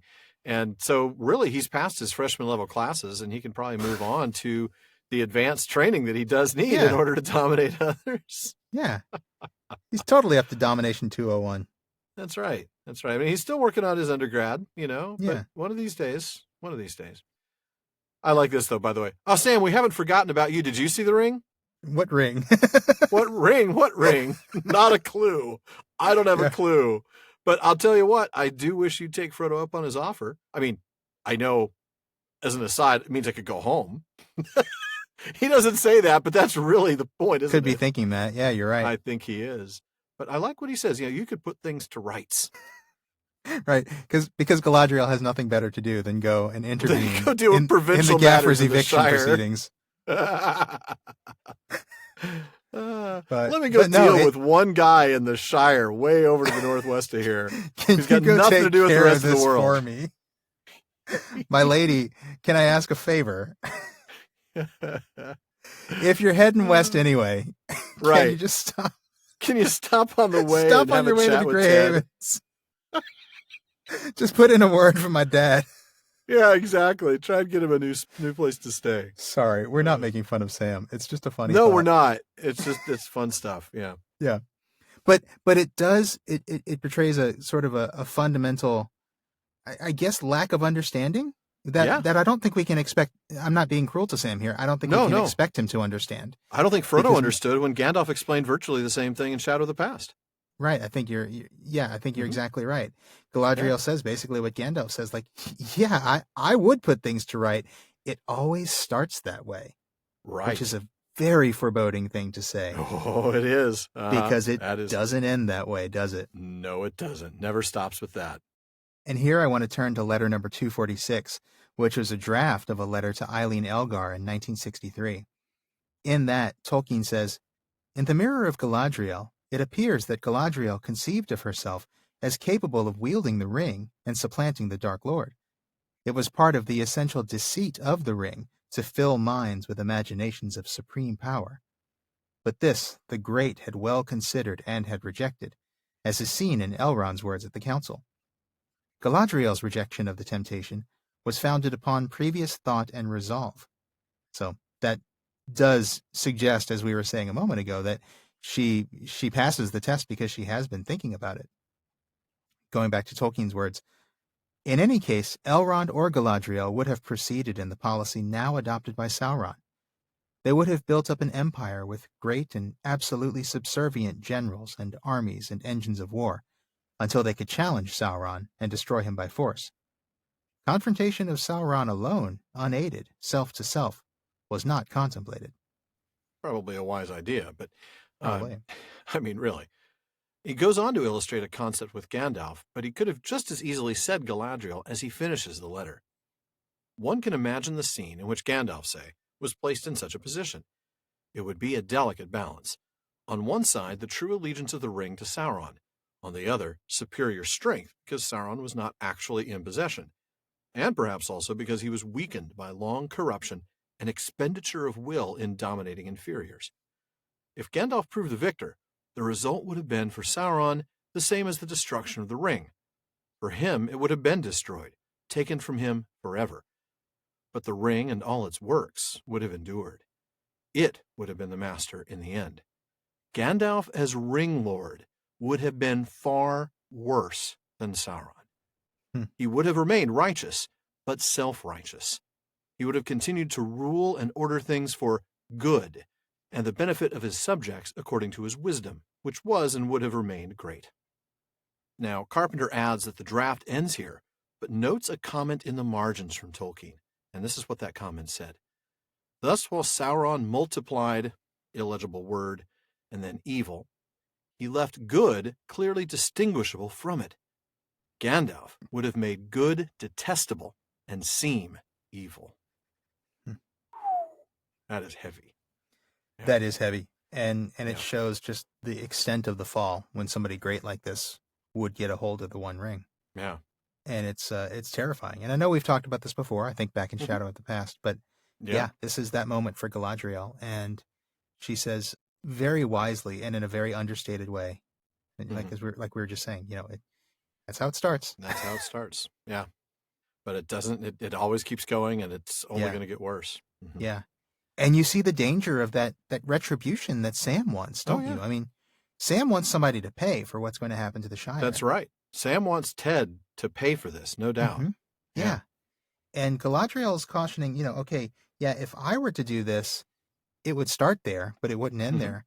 I think what she's saying is that really, if anybody were to do that, with the wrong kind of power, it would not end there. Anytime you use the ring, it will not end at just doing good, because the ring is incapable of that. The ring will corrupt. Yeah.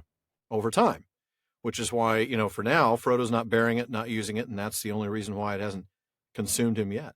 Right.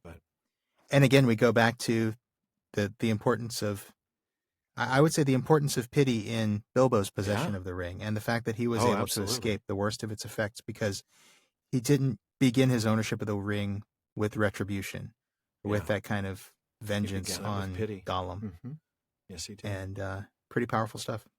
It absolutely is. Well, speaking of making people pay, we ask folks that you please won't make us pay for our dirty work. After all, we have Bartleman's Bag coming your way in just a minute. And even when that's done, well, the talk continues all night long at the Prancing Pony. That's right. We've always got lots of discussion happening in our social media spaces. At our common room on Facebook, you'll find comments, questions, corrections, and more, as well as updates from us throughout the week. Just look for the Prancing Pony Podcast on Facebook and click the like and follow buttons. And now we have another common room on Reddit. You can find some really great discussions going on there at r/PrancingPonyPod. And as always, you can find us on Twitter and on Instagram with the handle @PrancingPonyPod. So follow us wherever you happen to be. If you like us, please share us on Facebook, Twitter, Reddit, wherever else you can find Tolkien fans. And if you really want to let the world know your feelings about us, give us a review on Apple Podcasts. The more reviews we have, the more visible our podcast is, which helps others find us and this great community of Tolkien fans we built together. Now, finally, if you'd like access to exclusive content like postscripts, quarterly specials, DPP swag, and more, check out patreon.com/prancingponypod to find out how you can join the fellowship of the podcast. Now, I think it's time to see what old Bartleman has in the mailbag for us tonight. Sean. Well, it's been a little while since we talked about rings in the mailbag. Yes, it has. But since Galadriel's been flashing her bling, I think it's a good time for us to tackle some more ring questions. All right. First of all, Jessica F. wrote in to ask about the possible connection between the Black speech word for ring, which was nask, and the Irish word nask, which Tolkien said also means ring. Now, he mentioned that in letter number 297, and we talked about this back in episode 143. Yeah. Jessica says, I have been learning Irish for about 5.5 years now, and upon reading this comment of Tolkien saying nask is Irish for ring, Jessica says, my first thought was, no, it isn't. The word for ring is fanya. Huh. Well, Jessica said her Irish to English dictionary lists several words for ring, none of which is nask. Huh. The first one she mentioned, fanya, means ring, circle, ringlet, or halo, and just happens to be the word used to translate ring in the Irish translation of The Hobbit, which Jessica happens to own. Well, there you go. That's relevant, I think. She looked up nask in her dictionary, and the meaning she found for that word was tie, or tether, or clasp, or bond. Which technically Tolkien did also say in letter number 297, and I'm quoting from that letter, probably originally meant a bond and can be used for an obligation. Okay. Now, Jessica also found a blog post on Michael Martinez's Middle-earth blog, which suggested that nask meant a collar, or bracelet, or earring, any ring that opened. And Jessica's just kind of wondering what to make of all this, and she kind of wraps her question up by saying, so, in the sense of a ring with an opening, such as an earring or link in chainmail, the translation is correct. However, it's still interesting that Tolkien would use a variation of that word, nask, for the One Ring, which has no opening. Right. Especially considering that if a modern Irish translation of The Lord of the Rings were created today, the word used for ring, just as in the Irish translation of The Hobbit, would be fanya. Yeah. And that is a wonderful question. And thank you, Jessica, for a frankly impressive amount of research. It really does seem interesting that Tolkien would pick up on the word nask if it has a meaning more like a ring with an opening, when the One Ring not only has no literal opening, but is also quite figuratively a closed, unbreakable bond that cannot be removed. Yeah. So, Sean, what do we have on this? Not a darn thing. I was going to say, if you're coming to me for Irish language stuff, I'm not your guy. I don't know any Irish, man. No. But fortunately... I know an Irishman, but I don't know any Irishman. I know a few Irishmen, and I actually reached out to one of them. Well, good for you. I'm glad you did. For a lifeline on Was it this Mick? one. It was Mick, yep. Good. Our old friend Mick T. at Tall Roo, the Irish smile of the Tolkien Society, I knew he'd be able to give us a little help on this one. And he actually said he's looked into this one before because he read that same letter by Tolkien, and he said he had never personally heard the word nask before reading that letter. So, there you go. I think Jessica's onto something. Here's Mick's response. He said, fanya is a cover-all word which can be used in all cases where ring is used. So, for example, a finger ring is fanya mer, an ear ring is fanya cloche, a nose ring is fanya shron. He even adds that a boxing ring can also be called by a phrase that contains this word, and it can even be used to describe cries. So, for example, he says the phrase, a cry rings about me, is fanya queen fui. If you say so, sir. That's what Mick said. He said some of these words do generally use something else, like, for example, a boxing ring. You can call it by a phrase that contains the word fanya, but you usually wouldn't. You'd usually call it something that literally means like a boxing enclosure. Okay. But Mick says, I cannot shed any light on any other term for earring or any other open-ended ring, as I'm afraid Fanya is the word I'd use. Nask, according to my Irish dictionary, this is still Mick, means tie, bond, or clasp. He says my dictionary doesn't say anything about it meaning obligation. However, when I looked up the Irish for obligation, it did return, well, long story short, it returned an Irish word that cross-references the word nask in the dictionary under the translation of tie. Okay. Mick's kind of putting the pieces together, and he says a legal obligation is a binding formal arrangement, so maybe Tolkien was onto something there. Maybe. And Mick has a point there. I have to tell you, I'm just glad we have friends who know these things. And frankly, I'm glad I have you as a friend to pronounce these Irish words instead of me. Well, I'm not going to promise that I'm pronouncing them correctly. You're pronouncing them more correctly than I would. That's all I can say. Well, I will await Mick's feedback on my pronunciation, and all right. I don't doubt that I will hear from him the day this episode comes out. I'm sure you will. Hopefully it'll be good news. Thanks, Mick, in advance for being kind to us. But he goes on. Personally, I think nask is not meant to refer to a ring in a physical sense. I was of the mind that it was a social or legal ring, as a ring of friends or crime lords, people tied or bound together with something in common. From this, it's easy to see how Tolkien could use nask to mean ring in the letter. If we take the meaning of ghoul to be glossed as evil or perverted knowledge, necromancy, or sorcery, the Nazgul could be said to be tied, bound, clasped, or linked to Sauron by evil or perverted knowledge, necromancy, or sorcery. Wow. Put a little Irish black speech pun in there for us. I really like that. I like it. Yeah. Super cool, Mick. That is. He actually went on for a little bit longer into some awesome stuff that makes a lot of sense about the way rings symbolize bonds in the real world, and everything from a collar on a slave's neck to a ring on a spouse's finger. Oh. And there's some more Celtic word nerdery in there that I shall not utter here. But Mick concludes with, so based on all of this, I think nask could mean ring, but its meaning is not merely a metal band. Like Sauron's ring, it represents so much more. Wow. So it sounds like Jessica was correct. Nask can mean a certain kind of ring, but it's not the usual word for the kind of ring that goes on your finger. That's what it seems like. And that is great stuff. It is. And thank you, Mick, and thank you, Jessica. Yes, thank you, both of you. And I do think that we have time for one more quick one. I think so. We've got another ring question here. All right. Tara D asks, if Sauron forged the One Ring specifically for himself, why did he include the ability for it to resize to fit the fingers of others? Oh, wow. Why would this feature even occur to him, assuming he had no intention for anyone else to wear the One Ring? Oh, man. She says, I can see why he might have done that with the rings for humans and dwarves, but not the One Ring.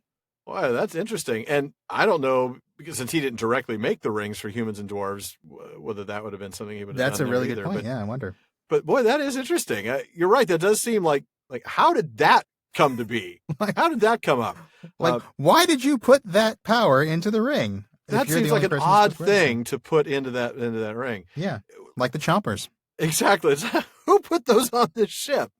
So we do know from the text that the One Ring has the ability to change size. Going back to Shadow of the Past, again, Gandalf explains to Frodo, though he had found out that the thing needed looking after, it did not seem always of the same size or weight. It shrank or expanded in an odd way and might suddenly slip off a finger where it had been tight. And then later at the Council of Elrond, Gandalf relays the scroll of Isildur, in which Isildur reported, Yet even as I write it is cooled, and it seemeth to shrink, though it loseth neither its beauty nor its shape. Okay, so right, two very strong indications in the text that it certainly does that. This is right. That's not just a movie thing or something that we think might have happened. Right. And it makes sense, right? Because otherwise, how could a hobbit wear something made for the Dark Lord's own hand? Yeah, on his wrist. Yeah. Right. Oh, a nice new bracelet. Right. Found. Exactly. So yeah, why did Sauron put this feature into it? It does seem like an odd thing to add. It does. I mean, and I think we can only speculate. Obviously, the line about it might slip off a finger where it had been tight makes you think of it almost like a low jack for a ring. The anti-theft. It doesn't prevent your car from being stolen. It just means you can recover it more easily. Yeah. Because it would then come off their hand. Maybe that could be. I was thinking it might be something for Sauron himself, because as one of the Maiar, he has the ability to change his raiment. At least he still did when he made the ring. I wondered if it might have something to do with that. so that he could wear the ring when he's in his big, terrifying normal Dark Lord human form. person size, but also in the 10-foot tall Dark Lord, right? Yeah. So that's not impossible. Yeah. That might actually be the most practical reason. Could be. Or maybe it's not a feature, it's just part of... It's not a bug, it's a feature. Maybe it's just something that's like part of the nature of the ring. Like, I don't know. I don't know. I mean, less a feature and more just a result. I made a one ring, and because it's a one ring, it does this. Maybe. I don't know. Then do the other rings of power do that? No, I don't think so. I think it's just the it's one just ring. The one. Yeah. But again, still, but why? Right. Yeah. I tell you one thing that I think is interesting about this. People wonder about the question of whether Sauron actually brought the ring to Numenor. And then if he did, how did he get it back to Mordor after Numenor sank? Oh, when he wasn't in a bodily form anymore, right? Yeah. Well, there's your answer. He just shrank it so small that it could fit on a tiny little grain of sand or something. And he flew it all the way back to Middle-earth. If he even had the ring, which I know is not entirely conclusive either. No, and we're not going there tonight, but nope. It's an interesting thought, isn't it? Yep. All right. I hope so. Well, folks, that wraps it up for another episode of the Prancing Pony Podcast. But please be sure to join us again next week when we figure out who among us can handle boats. It's not me. Oh, that's a problem because it's not me either. I guess we're out of luck. I guess so. Well, folks, as always, we want to thank each of you listening. And we also want to give a very special thank you to our patrons at the Kierdance contribution tier. James in Virginia, Tamsin in Minnesota, Chad in Texas, Lance in New Jersey, Paul in Colorado, Jerry in Texas, Bruce in California, Mario in Utah, Seth in Texas, Ella in California, Joseph in Texas, and Kathy from North Carolina. Thank you all so very much. And folks, make sure you don't miss a single episode of the Prancing Pony Podcast. Subscribe to the show through Apple Podcasts, Spotify, or your favorite podcast app. Yep. And one last thing as always, don't forget to send your questions, comments, and most of all what you saw in the mirror to Barliman at theprancingponypodcast.com. And I may regret asking people to send me what they saw in the mirror. Well, it's probably I don't for want the best. video. You could just tell me, okay? If you really are in doubt, don't even do that. It's not like Barliman's going to get us the mail anyway, because No, every that's time true. we ask him, where's the mail, he just pulls a Sam and he's like, I didn't see the mail. I thought that was a star. What mail? Right. Yeah. But anyway, we'll get it someday. Star through your finger, yeah. That's what I thought it was. But we'll get it someday, and we'll get back to you as soon as we can. And your question or comment may be featured on a show someday. Yes, someday. Well, in the meantime, this has been far too short a time to spend among such excellent and admirable listeners. But until next time. Farewell, friends.